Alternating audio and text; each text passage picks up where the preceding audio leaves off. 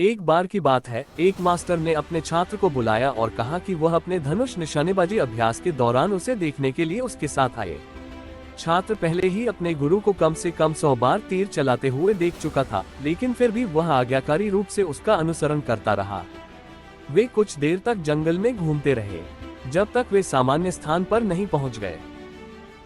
एक विशाल आकाशीय बिजली जिसके ठीक मध्य में एक बड़ा डाक वृक्ष है, वहां मास्टर ने उन वस्तुओं को खोलना शुरू किया जो वह अपने साथ लाया था।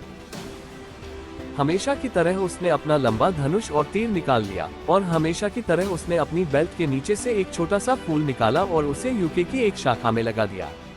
केवल इस बार उनके साथ एक रेशमी दुपट्टा भी था, जिसमें उन्होंने छात्र से अपनी आंखों पर पट्टी बांधने और फिर उसे अपने साथ सामान्य स्थान पर ले जाने को कहा।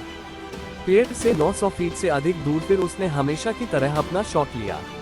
अभी जाओ और देखो कि क्या मैं फूल से टकराता हूँ, फिर वापस आकर मुझे बताना, उन्होंने छात्र को निर्देश दिया।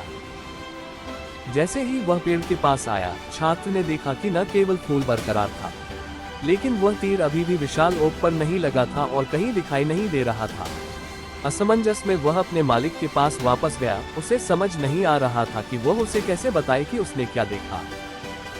तो मुझे बताओ मेरे छात्र, क्या मैंने हमेशा की तरह फूल के केंद्र पर प्रहार किया? मास्टर ने चेहरे पर मुस्कान के साथ उससे पूछा। छात्र इस समय सचमुच असहज महसूस कर रहा था। मास्टर, आपने फूल को नहीं मारा, यहाँ तक कि पेड़ को भी नहीं। मुझे वह तीर नहीं मिला जो आपको अवश्य ही मिला होगा, बहुत दूर से छूट गया, उन्होंने उत्तर दिया। चूंकि वह अपने मालिक से कभी झूठ नहीं बोलेगा, अजीब बात है कि उसने अपनी अभिव्यक्ति में जरा भी बदलाव नहीं किया और अभी भी शांति से मुस्कुरा रहा था। छात्र ने कहा, लेकिन मास्टर, मुझे समझ नहीं आता। मुझे लगा कि आप मुझे सिखाना चाहते हैं कि एकाग्रता और विचार की शक्ति तीर को अपना लक्ष्य ढूंढने में मदद करेगी, बस ऐसे ही मेरे प्रिय छात्र, मास्टर ने उत्तर दिया।